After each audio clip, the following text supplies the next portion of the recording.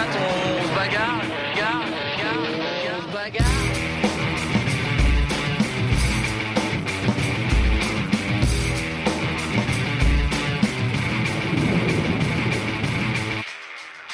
Bonjour à tous, bienvenue dans le journal du Vendée Globe avec aujourd'hui au programme des différences de vitesse, un ciel gris pour Arnaud Boissière et la gestion du sommeil par Tanguy Delamotte. Mais on commence avec le classement de 16 heures. Le chassé-croisé se poursuit en tête.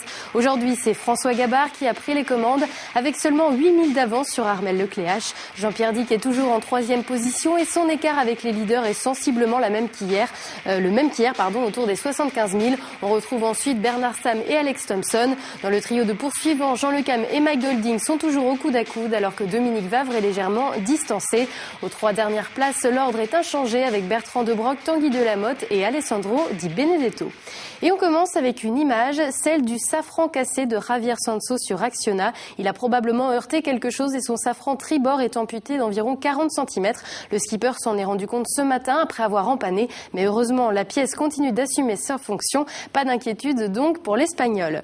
On revient sur la course et à la queue de la flotte. Après des journées très calmes, le vent est de retour et les bateaux reprennent de la vitesse.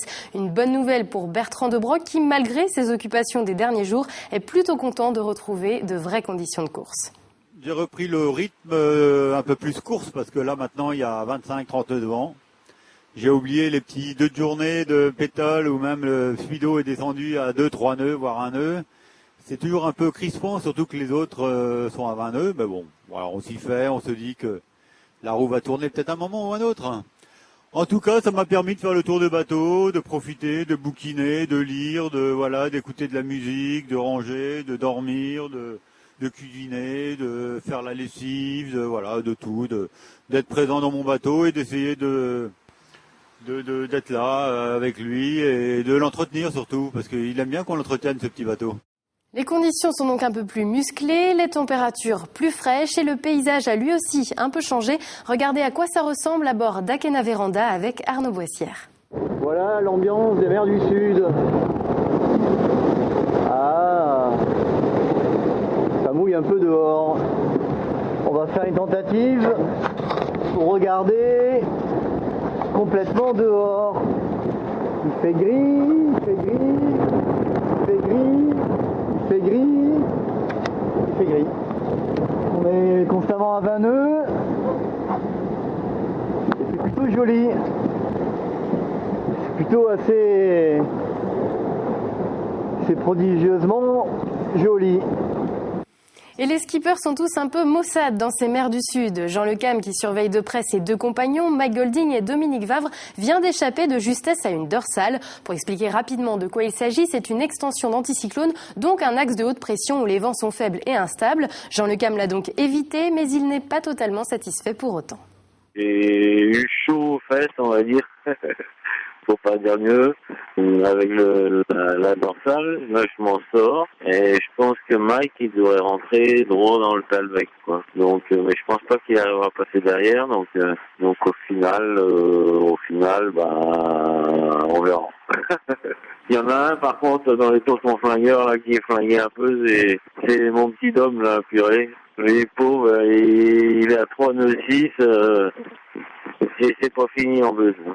Putain, il va prendre cher.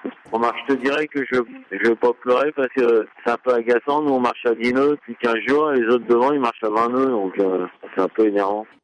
Une des choses très importantes pour les skippers en course, c'est la gestion du sommeil. Seuls à bord, ils ne peuvent pas se permettre de dormir trop longtemps, mais doivent en même temps faire en sorte de ne pas être trop fatigués.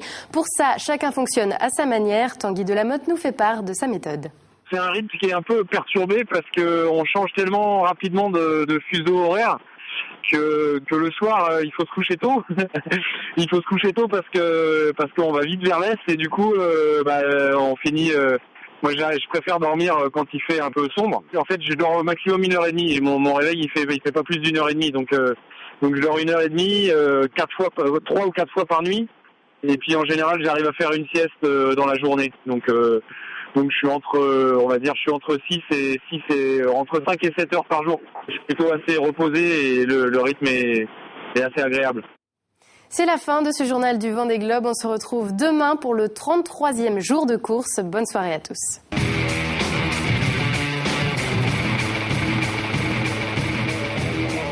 sur 24,